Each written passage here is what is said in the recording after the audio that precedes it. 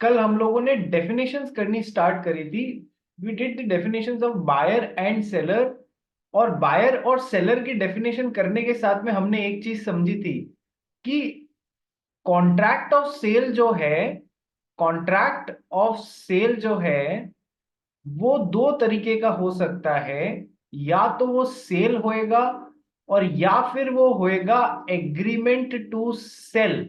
Cell या agreement to cell, नाम से ही आप पता लगा सकते हो। सेल का मतलब है when the property in goods, यानी कि when the ownership in the goods passes from the seller to the buyer immediately when the contract is made, it is known as contract, it is known as sale. And when in a contract of sale, the property or ownership in goods will pass at some future point in time। Contract बनाते समय ownership उन goods में पास नहीं हो रही है seller से buyer के पास में, तो वो क्या होगा, एग्रीमेंट टू सेल। ये बात हमने ये दो डेफिनेशंस करते हुए समझी थी, ठीक है सर। फिर हमने सेकंड और सबसे इंपॉर्टेंट डेफिनेशन जो करी थी वो थी गुड्स की। सर गुड्स क्या है? Goods means every kind of movable property other than actionable claims, कल ये समझा दिया था। एंड मनी, मनी के दो एस्पेक्ट्स मैंने आपको समझाए थे, एक को गुड्स मानना है, एक को गुड्स नहीं मानना है।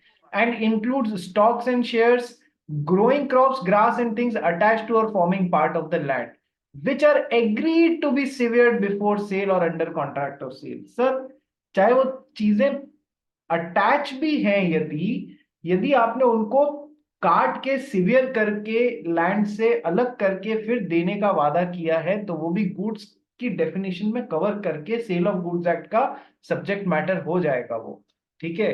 तो क्या क्या इंक्लूड होता है, क्या क्या एक्सक्लूड होता है, फिर हमने ये समझा था। फिर मैंने आपको कहा था टाइप्स ऑफ गुड्स थोड़ी देर बाद में करूंगा। उसके बाद में हमने नेक्स्ट जो चीज समझी थी दैट वाज डिलीवरी। कि सर डिलीवरी का मतलब होता है voluntary transfer of possession from one person to another person, अपनी इच्छा से किया गया ट्रांसफर, जबरदस्ती उससे ले लिया गया पोजेशन जो है वो कभी भी डिलीवरी में नहीं आएगा, ठीक है। तो अपनी इच्छा से किया गया voluntary transfer of possession from one person to another is the मतलब मीनिंग ऑफ डिलीवरी। डिलीवरी तीन तरीके की, एक्चुअल डिलीवरी, सिंबॉलिक डिलीवरी और कंस्ट्रक्टिव डिलीवरी। कंस्ट्रक्टिव डिलीवरी को एक्नॉलेजमेंट डिलीवरी भी बोलते हैं, ये चीज हमने कॉन्ट्रैक्ट एक्ट में भी पढ़ी हुई है। Next let us come to the definition of mercantile agent. पढ़ भाई मर्केंटाइल एजेंट, करण फारिया। Means an agent having in the customary course of business an authority either to sell the goods or to consign goods for the purpose of sale or buy goods or to raise money on the security of goods. इस पे questions आते हैं। Mercantile agent की definition पे नहीं बोल रहा हूं, मर्केंटाइल एजेंट के कंसेप्ट पे। जैसे जैसे हम चैप्टर में आगे बढ़ेंगे, चैप्टर 2, 3, 4 करेंगे, आपको मर्केंटाइल एजेंट के कंसेप्ट पे क्वेश्चंस मिलने लग जाएंगे। तो यहाँ डेफिनेशंस में अपन पढ़ रहे हैं, mercantile agent means an agent who is having in the customary course of business. जिस तरीके से धंधा चलता है ना, कस्टमरी प्रैक्टिस है, उस धंधे के कस्टम्स हैं, उसमें प्रैक्टिस है, उसके पास में एजेंट के पास में अथॉरिटी होती है in the customary course of business. कैसी अथॉरिटी होती है? Either to sell the goods और to consign the goods for the purpose of sale, और buy the goods on behalf of the principal, और to raise money on the security of the goods. Sir customary उसमें कैसी भी इनमें से उसके पास में या सारी की सारी ये अथॉरिटीज होती हैं on behalf of the principal. Principal खुद नहीं जा सकता था, या खुद ये काम करने में असमर्थ या इंटरेस्टेड नहीं था, उसके पास दूसरे काम थे, तो उसने एजेंट अपॉइंट किया। कैसा एजेंट अपॉइंट किया? कि सर मर्केंटाइल एजेंट, ठीक है। मर्केंटाइल वर्ड कहां से आ रहा है? कि सर मर्चेंट से आ रहा है। पुराने जमाने में क्या होता था, मर्चेंट्स होते थे, मर्चेंट्स जो खरीदते बेचते थे, तो इसलिए उनको मर्चेंट्स बोलते थे। तो मर्चेंट्स से वर्ड आ रहा है मर्केंटाइल एजेंट, ठीक है। तुम्हारा जो सब्जेक्ट है ना बिजनेस लॉज, ठीक है, अपने सब्जेक्ट का नाम क्या है? कि सर बिजनेस लॉज नाम है। बिजनेस लॉज को कई जगह पर, काफी किताबों में, काफी सिलेबस में, अलग अलग कॉलेजेस के सिलेबस में मर्केंटाइल लॉज भी बोला जाता है, ये बात ध्यान रखना। बिजनेस लॉज का ही नाम मर्केंटाइल लॉज होता है। मर्चेंट्स ही तो बिजनेस करते थे पहले के जमाने में। So these two terms are used interchangeably. ठीक है, बिजनेस लॉज को मर्केंटाइल लॉज भी बोला जाता है। तो मर्केंटाइल एजेंट कौन सर? सर जो प्रिंसिपल के बिहाफ पे या तो किन्हीं गुड्स को सेल करने का अथॉरिटी है, या फिर सर उन गुड्स को either to sell the goods, number one, number two, or to consign the goods for the purpose of sale। Sir selling के लिए फर्दर किसी को वो गुड्स कंसाइन कर देना। फॉर एग्जाम्पल, प्रिंसिपल ने एक एजेंट अपॉइंट किया, तेरे को मेरी ये चीज बेचनी है, सेल करनी है, अब तू जाने कैसे करे। एजेंट ने उस चीज की बेस्ट प्राइस डिस्कवरी के लिए क्या किया, फर्दर एक ऑक्शन हाउस वाले को ये जिम्मेदारी थी, ढूंढ के अच्छे से ढूंढ के एक कोई बहुत बढ़िया ऑक्शन हाउस निकाला उसने कि ये इस चीज की बेस्ट प्राइस निकाल के ले आएगा, उसको वो गुड्स कंसाइन कर दिए for the purpose of selling. मतलब समझ में आया सेकंड लाइन का कि मर्केंटाइल एजेंट के पास में सेकंड अथॉरिटी क्या होती है? पहली अथॉरिटी होती है कि सर वो प्रिंसिपल की यहाँ पे गुड्स सेल कर सकता है, या फिर he can consign the goods to somebody for the purpose of selling on behalf of the principal, यानी कि इस तरीके से। थर्ड, मर्केंटाइल एजेंट के पास में और क्या क्या अथॉरिटी होती है? और to buy the goods on behalf of the principal. तीसरी अथॉरिटी होती है buy the goods on behalf of the principal. या फिर चौथी अथॉरिटी होती है to raise money on security of the goods. Sir mercantile agent जो होता है ना, उन गुड्स को सिक्योरिटी जैसे कहीं पर गिरवी रखकर और पैसा भी रेज कर सकता है, raise money on the security of the goods. ये सारी की सारी अथॉरिटी एक मर्केंटाइल एजेंट के पास में होती है, कस्टमरी तरीके से, कस्टमरी प्रैक्टिस के रूप में। ठीक है, तो सर अब इन पे बहुत बढ़िया बढ़िया क्वेश्चंस बनने वाले हैं। ठीक है, नेक्स्ट अपन चलते हैं to the definition of property. Property का कल ही मैंने आपको मतलब बता दिया था कि प्रॉपर्टी इन गुड्स का, सेल ऑफ गुड्स एक्ट में वर्ड प्रॉपर्टी का मतलब होता है ओनरशिप इन गुड्स। ठीक है, ये तो कल बता दिया था। Whenever I am saying the property in the goods passes from the seller to the buyer, यानी कि गुड्स की ओनरशिप सेलर से बायर के पास हो जाती है। नाउ प्रॉपर्टी का मतलब होता है, देखो दो तरीके से देखना है प्रॉपर्टी इन गुड्स को, अपने को दो तरीके से देखना है। कैसे कैसे देखना है? सेल ऑफ गुड्स में प्रॉपर्टी इन गुड्स का मतलब होता है general right of ownership.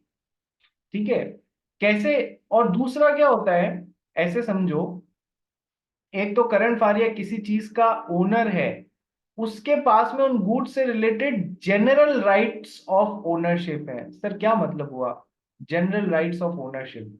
Sir ये मतलब हुआ वो चाहे तो उसके उस गुड्स के रिलेटेड कैसा भी एग्रीमेंट बना सकता है।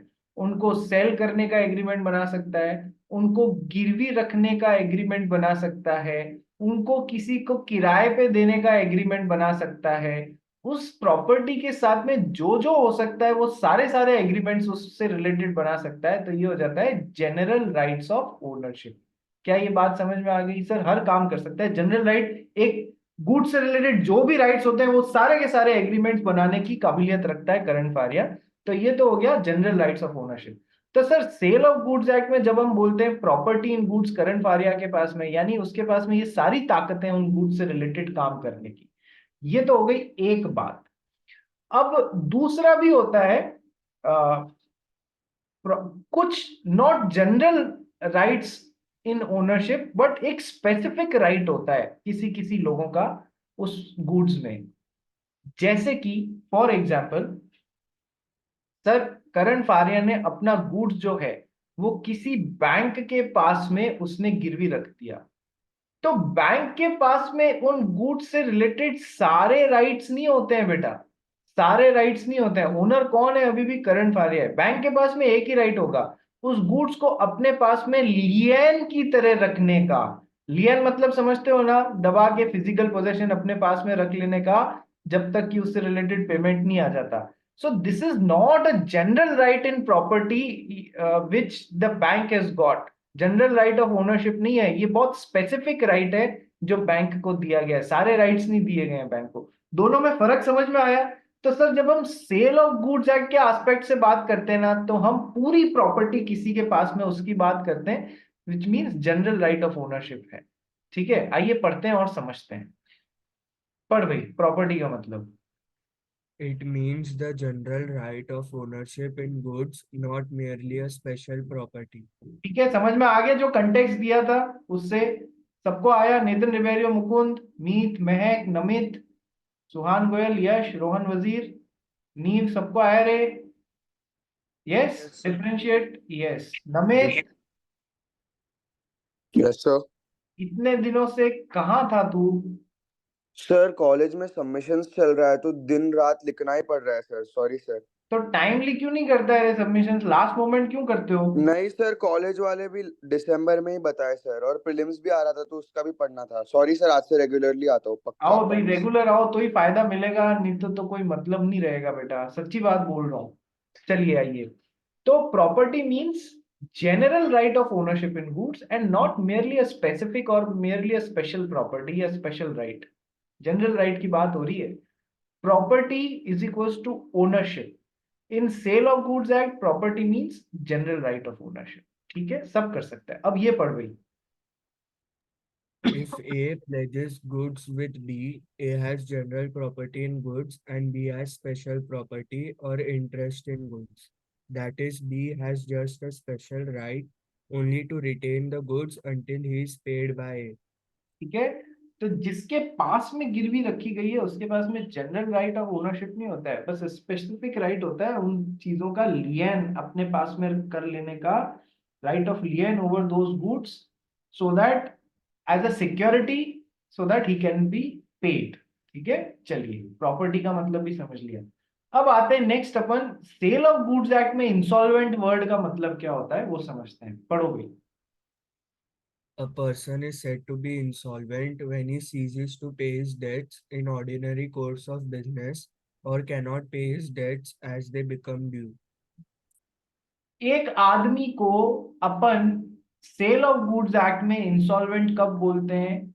जब वो अपने डेट नहीं चुका पा रहा है in the ordinary course of business, or cannot pay his debts as they become due, या फिर वो अपने डेट्स को तब पे नहीं कर पा रहा है as and when they become due. देखो फर्क समझना, जस्ट आपको समझाने के लिए, हालांकि ये काम कहीं नहीं आएगा, बट अपन ने पहले भी इंसॉल्वेंट आदमी का रेफरेंस लिया हुआ है। कहाँ लिया हुआ है? कि सर कहीं ना कहीं अपन ने कॉन्ट्रैक्ट एक्ट में या पार्टनरशिप एक्ट में इंसॉल्वेंट वर्ड का मतलब समझा हुआ है। वहां क्या पढ़ा हुआ है कि एक पर्सन इंसॉल्वेंट कब होता है? When he is adjudged as insolvent. Adjudged as insolvent by the court of law. By the court of law. वहां हमने ये पढ़ा कि खुद को इंसॉल्वेंट बोल देने से कुछ नहीं होता है, आप इंसॉल्वेंट तब होंगे जब आपको कोर्ट ने डिक्लेयर कर दिया है एज एन इंसॉल्वेंट। ठीक है, यही पढ़ा है अपन ने। ठीक है, जबकि यहां अपन क्या बोल रहे हैं, सेल ऑफ गुड्स एक्ट में अपन इंसॉल्वेंट किसको बोल रहे हैं? When a person is said to be insolvent when he ceases to pay his debts. जब वो अपने डेट्स चुका पाने में असमर्थ हो जाता है in the ordinary course of business, normal business चल रहा है उसमें उससे डेट्स चुकाए नहीं जा रहे हैं, तो वो insolvent. Or cannot pay his debts as they become due, या फिर वो अपने डेट्स पे नहीं कर पा रहा है as and when they become due. ठीक है, जब वो ड्यू हो जाते हैं चुका नहीं पा रहा है। यहां हमने एडजस्ट वेडजस्ट की बात करी नहीं है, बात समझ में आ गई? ठीक है, चलिए, तो ये हो गया इंसॉल्वेंट। नेक्स्ट इज डॉक्यू, हालांकि कभी कभी अपन रेफरेंस लेंगे एडजस्टमेंट का भी, ऐसा नहीं है कि बिल्कुल ही अलग रख देंगे उस चीज को, but sale of goods act में मोटा मोटा ये अपने को पकड़ के चलता है। नेक्स्ट अपने को पढ़ना है document of title to goods and document showing title to goods. दोनों में फर्क होता है, document of title to goods and document showing title to goods. देखो एक तो होता है कि है ना डॉक्यूमेंट ऑफ टाइटल। मान लो करण फारिया को या नमित को एक कोई गुड्स है, वो इंडिया से मुंबई से कहाँ पहुंचाना है? यूनाइटेड स्टेट्स ऑफ अमेरिका की कोई स्टेट में पहुंचाने का है। तो उसने वो गुड्स को चढ़ा दिया कहां पर, उसने वो गुड्स को चढ़ा दिया शिप में। शिप के थ्रू भेजेगा सस्ता पड़ेगा भाई, फ्लाइट के थ्रू भेजेगा महंगा पड़ेगा। तो उसने वो गुड्स शिप पे चढ़ा दिया। शिप वाले ने उसको document of title to goods दिया, जिसमें लिखा हुआ था कि सर जो भी इस पर्ची को मेरे पास में लेके आएगा उसको ये गुड्स दे दिए जाएंगे इस वाले कंसाइनमेंट नंबर के। तो ठीक है, ये मतलब ये जिसको हमने दे दिया उसका एक तरीके से कंट्रोल हो जाएगा या नहीं हो जाएगा उन गुड्स पे, डॉक्यूमेंट ऑफ टाइटल, उसको टाइटल मिल जाएगा या नहीं मिल जाएगा उन गुड्स का। यस सर, एक तो होता है ये डॉक्यूमेंट ऑफ टाइटल, मतलब इससे कंट्रोल ट्रांसफर हो रहा है। जो सिंबॉलिक डिलीवरी की अपन बात कर रहे थे ना, ये वो वाली चीज में हेल्प कर रहा है। ठीक है, सिंबल जैसे ये चीज जिसको भी दे दिया तो एक्चुअली उन गुड्स का कंट्रोल उसको दे दिया। ठीक है, तो नमित को गुड्स तो शिप में चढ़ा दिया, शिप वाले ने ये रिसीट दे दी, डॉक्यूमेंट ऑफ टाइटल दे दिया, उसको उसने पोस्ट से बाय पोस्ट उसने भेज दिया, जिसको भी उसको वो कंसाइनमेंट पहुंचाना था कि तू ये दिखा कि इस शिपिंग लाइन से ये छुड़ा लेना यहाँ पर। ठीक है, एक होता है document showing title to goods. यदि शिप वाले ने उस रिसिप्ट में ये लिखा है, हम ये एक्नॉलेज करते हैं, हम ये कंफर्म करते हैं कि इतनी इतनी तारीख को नमित ने हमारे पास में ये गुड्स ट्रांसपोर्टेशन के लिए भिजवाए हैं। ठीक है, हम ये एक्नॉलेज करते हैं, कंफर्म करते हैं कि इतनी तारीख को ये गुड्स नमित ने हमारे पास में ट्रांसपोर्टेशन के लिए भिजवाए। ये डॉक्यूमेंट ऑफ टाइटल नहीं है। नमित ने किसी को ये पर्ची दे भी दी, वो उसको दिखा के माल छुड़ा नहीं पाएगा। ठीक है, ये डॉक्यूमेंट शोइंग टाइटल है कि हाँ नमित ने हमारे पास में ये किया है, उसके गुड्स हैं। बात समझ में आ गई? Document of title and document showing title में क्या फर्क होता है? This is just showing that this पर्ची is just showing that this document is just showing that Namit is having the title. वो कोई उससे है ना सिंबॉलिक डिलीवरी है वो कर नहीं पाएगा।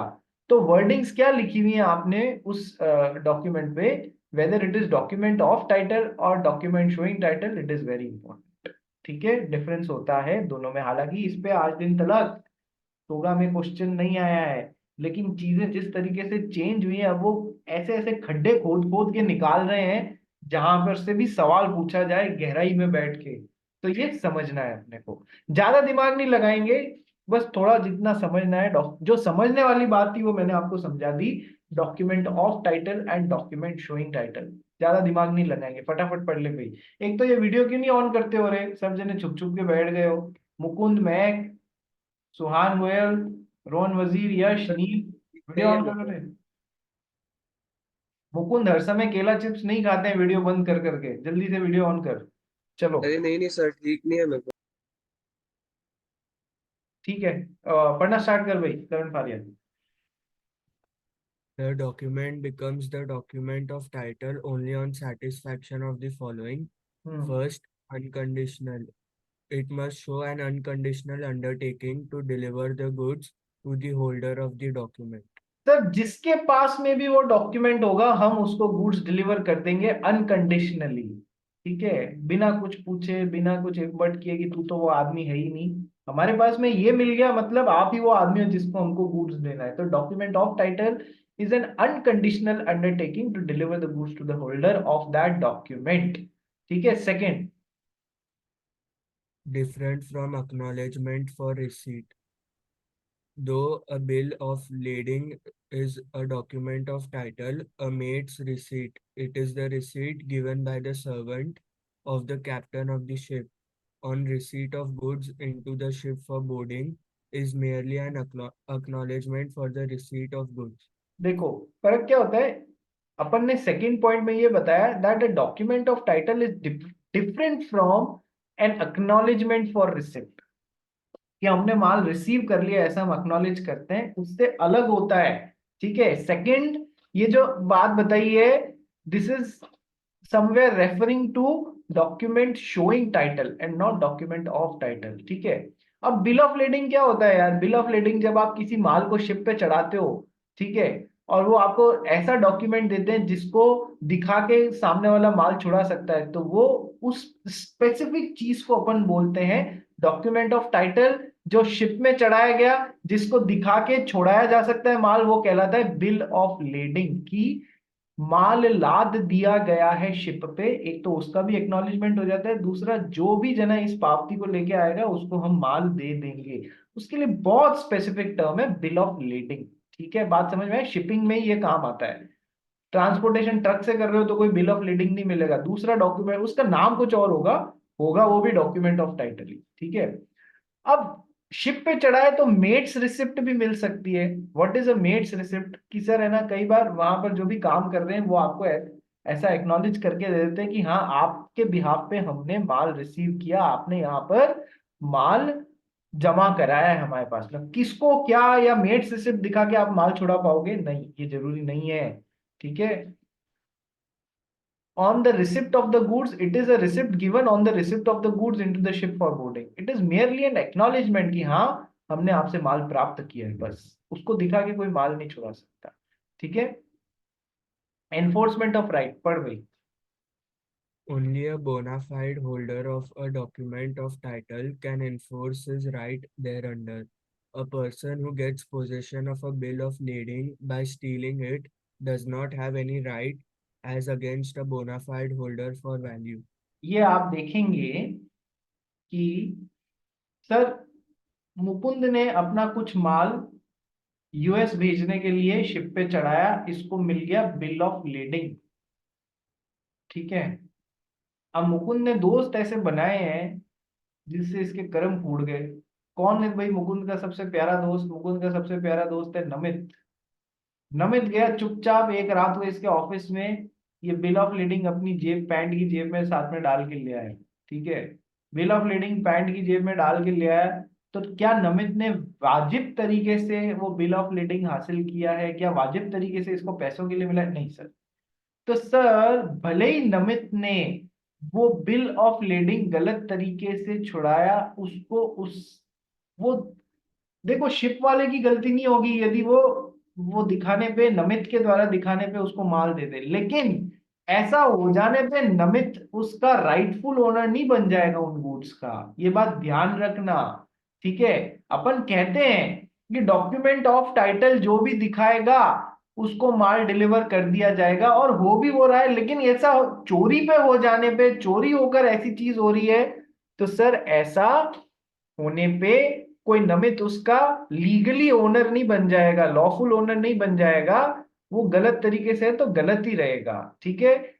तो sir only a bona fide holder, जो कि सही तरीके से उस डॉक्यूमेंट ऑफ टाइटल को होल्ड कर रहा है, only he can enforce his rights thereunder. वो ही अपने राइट्स वहां पर एनफोर्स, जो भी उस बिल ऑफ लीडिंग या जो भी उस डॉक्यूमेंट ऑफ टाइटल से रिलेटेड गुड्स होते हैं वो ही एनफोर्स करा सकता है। ठीक है।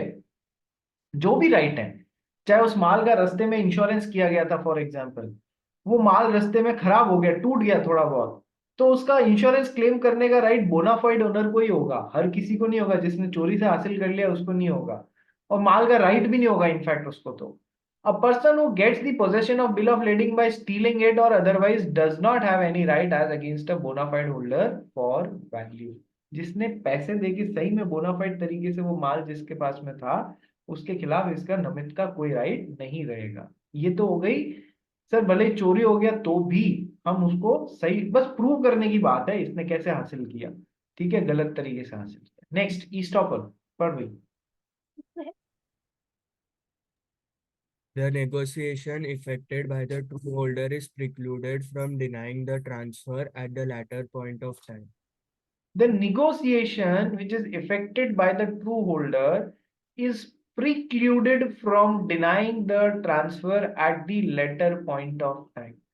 सर यदि ऊपर वाले एग्जाम्पल में Mukund is the rightful owner of that document of title जो शिप पे चढ़ाया था, उसके बाद में इसको रसीद मिली तो Mukund is the rightful owner. इसने बाद में वो डॉक्यूमेंट ऑफ टाइटल किसी को सही में सही तरीके से दिया, मिस्टर एक्स को। मिस्टर एक्स ने फॉर वैल्यू या बिल्कुल सही तरीके से कॉन्ट्रैक्ट बना के लिया, कोई चोरी करके नहीं लिया।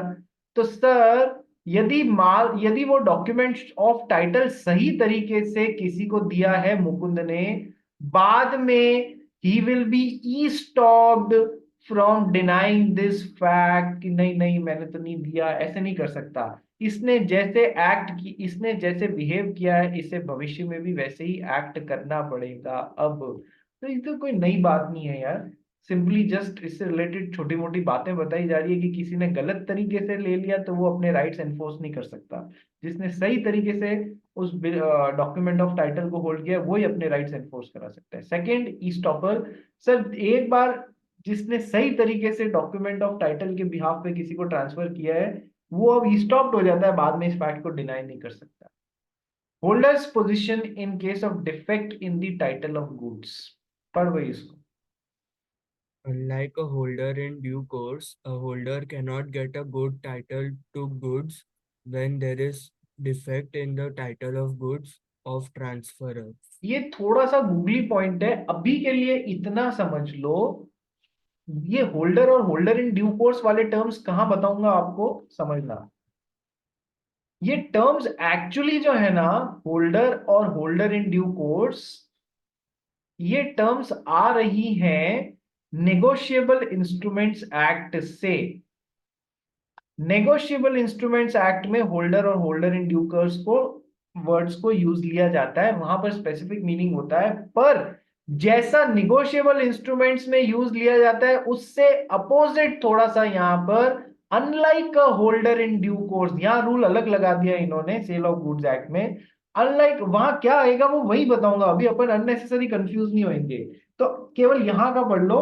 Unlike a holder in due course, a holder cannot get a good title to goods when there is a defect in the title of goods of transferor। जो ट्रांसफर कर रहा है किसी और को, मिस्टर एक्स ने वो document of title mister Y को दिया, इसके खुद के टाइटल में कोई ना कोई डिफेक्ट रह गया है, सही तरीके से माल इसको खुद को प्राप्त नहीं हुआ था और आगे दे रहा है, उससे वाई को पाक साफ तरीके से नहीं मिलेगा, इसके ऊपर भी वो डिफेक्ट्स लागू हो जाएंगे। A holder cannot get a good title to goods where there is a defect in the title of goods of transferor। Who is the transferor? Mr. X। इसके टाइटल में डिफेक्ट है, हाँ सर। तो holder को भी कोई अच्छा title नहीं मिलेगा, गुड टाइटल नहीं मिलेगा इन दैट थिंग, ठीक है। निगोशिएबल इंस्ट्रूमेंट में एक्ट में बात अलग आ जाती है, वो वही पढ़ाऊंगा, ठीक है।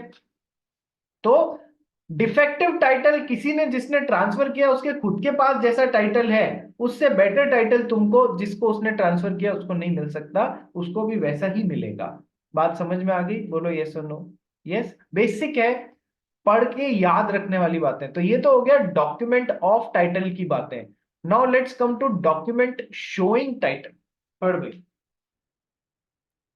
A document of title enables a person named therein to transfer the property by mere endorsement and delivery, whereas a document showing title does not confer any right to transfer by way of endorsement and delivery. Stop. Document of title जो अभी तक अपन ने पढ़ा है, ठीक है, ship वाले ने आपको एक रिसिप्ट दी जो एक्चुअली जिसकी भाषा थी डॉक्यूमेंट ऑफ टाइटल की, यानी कि जो भी इसको लेके आएगा हम उसको माल दे देंगे, इन्होंने इतनी इतनी तारीख को हमारे यहाँ माल जमा कराया, जो भी लेके आएगा उसको हम दे देंगे। सर मिस्टर एक्स ने को ये डॉक्यूमेंट ऑफ टाइटल शिप ने दिया, मिस्टर वाई को, यदि मिस्टर एक्स को वो document of title mister Y को देना है, वो माल मिस्टर वाई को देना है, तो वो इसके पीछे क्या करेंगे? एंडोर्समेंट करेंगे। ये अच्छी टर्म है, समझना। क्या करेंगे? इसी डॉक्यूमेंट ऑफ टाइटल के पीछे लिख देंगे I endorse this document of title to mister Y, नीचे साइन करेंगे। ऐसा करने से वो बिल किसके पास में चला, मतलब किसके पास में हक आ गए उसके? मिस्टर वाई के पास में। तो पीछे एंडोर्समेंट कर दिया और फिर बाद में एंडोर्समेंट के साथ में उनको डिलीवरी भी तो करनी पड़ेगी, और फिर उसको भेज दिया मिस्टर वाई को कि ये लेके आप माल छुड़ा देना। बात समझ में आ गई? एंडोर्समेंट और डिलीवरी। यस, तो एंडोर्समेंट पीछे नाम लिख देना और उसको डिलीवरी कर देना, दोनों करने पड़ेंगे। तो इस तरीके से आप क्या करेंगे? आप उसको किसी और को दे देंगे, ठीक है। और किसको? डॉक्यूमेंट ऑफ टाइटल, जो अभी तक ऊपर पढ़ा था उसी की बात हो रही है। Document of title enables a person named therein to transfer the property by mere endorsement and delivery. उससे हो जाएगा, मिस्टर एक्स मिस्टर वाई को डॉक्यूमेंट ऑफ टाइटल में वो गुड्स दे देंगे डॉक्यूमेंट ऑफ टाइटल के through, through symbolic delivery. Whereas a document showing title, कि मिस्टर एक्स ने हमारे पास में माल लाके जमा कराया, उनका टाइटल है, बस जो लेके आएगा उसको माल दे देंगे, ऐसा कुछ भी नहीं लिखा हुआ था उसमें। तो वो क्या हो गया, डॉक्यूमेंट शोइंग टाइटल हो गया। It does not confer any right to transfer by way of endorsement and delivery. उस डॉक्यूमेंट शोइंग टाइटल के पीछे आपने लिख भी दिया, एंडोर्समेंट कर भी दिया, डिलीवरी भी कर दिया, उससे ट्रांसफरी को राइट ट्रांसफर नहीं कर पाएगा। ये तो बेसिक सी बात है ही है, ये तो मैं शुरुआत से आपको बता ही रहा था, दोनों में बेसिक फर्क है ही है। ठीक है, एग्जाम्पल पढ़ना। A share certificate shows that the person named therein is entitled to the shares represented by it, but does not allow transfer of shares by mere endorsement and delivery of the certificate. आजकल तो सब कुछ online हो गया है। मुझे अपने shares किसी को ट्रांसफर करने हैं तो मैं क्या करूंगा, ऑनलाइन जाऊंगा बोल्ट पे, और बोल्ट मतलब समझते हो ना, जो ऐप होता है उस पे, और उसका सेल ऑर्डर लगा दूंगा। मुझे तो पता भी नहीं पड़ेगा सामने किसने खरीदा है। XYZ जिसको जिसने बाय ऑर्डर लगा था उसको बिक जाएगा, और मैंने सेल ऑर्डर ऑर्डर लगाया था, दोनों जहां पर प्राइस पे मैच होंगे वहां पर माल बिक जाएगा। इतना सिंपल हो गया है, क्योंकि शेयर्स अभी क्या है, फिजिकल शेयर सर्टिफिकेट की बजाय डीमैट फॉर्म में आ गए, डीमटीरियलाइज्ड फॉर्म में आ गए हैं। बात समझ रहे हो, डीमैट का मतलब होता है डीमटीरियलाइज, उनको फिजिकल फॉर्म से हटा दिया हमने, इलेक्ट्रॉनिक फॉर्म में लिया है। ठीक है, तो डीमैट में कोई प्रॉब्लम ही नहीं है, लेकिन आज भी फिजिकल शेयर्स चलते हैं। अब बस लास्ट स्टेज आ गई है, सेबी ने ऐसा कुछ ऑर्डर लेके आ रहे हैं ये लोग कि अब फिजिकल शेयर इतनी तारीख तक कन्वर्ट करा लो, उसके बाद में नहीं करा पाओगे। ये बहुत जल्द या तो आ चुका है या आने में होगा ये। ठीक है, तो फिजिकल शेयर सर्टिफिकेट को ट्रांसफर कराना होता था तो क्या होता था सर, पहले उन शेयर सर्टिफिकेट जिसके ऊपर मान लो किसी का नाम लिखा हुआ है, मान लो पूंजी का नाम लिखा हुआ है उन शेयर सर्टिफिकेट पे, तो पूंजी अपने रिलायंस के जो शेयर सर्टिफिकेट है वो रिलायंस की कंपनी के कंपनी सेक्रेटरी के पास में भेजती, जो कि शेयर के शेयर होल्डर रजिस्टर में से पूंजी का नाम हटाता, नए वाले आदमी का नाम डालता, और उसको नए फिजिकल शेयर सर्टिफिकेट इशू करता। फिर वो उसके पास में पहुंचते, पूरी प्रोसेस में लग जाते थे 2-2 महीने। ठीक है, फिजिकल शेयर सर्टिफिकेट पहले भेजो, फिर वो काटेगा, फिर वो नया डालेगा, फिर वो नए इशू करेगा। ऐसे रोज कितने लाखों लोग करते होंगे, तो पूरी प्रोसेस में लग जाते थे 2 महीने, जो फ्रैक्शन ऑफ सेकंड्स में तुम कर पा रहे हो, फ्रैक्शन ऑफ सेकंड्स में। तो सर, जो फिजिकल शेयर सर्टिफिकेट थे, जो आज भी एग्जिस्ट करते हैं, मतलब अंत समय आ चुका है इनका, लेकिन आज भी एग्जिस्ट कर रहे हैं। तो जो फिजिकल शेयर सर्टिफिकेट हैं, those are example of document showing title. यानी कि रिलायंस के इतने नंबर से लगा के इतने नंबर तक के शेयर, 100 शेयर मैडम पूंजी जैन के पास में है।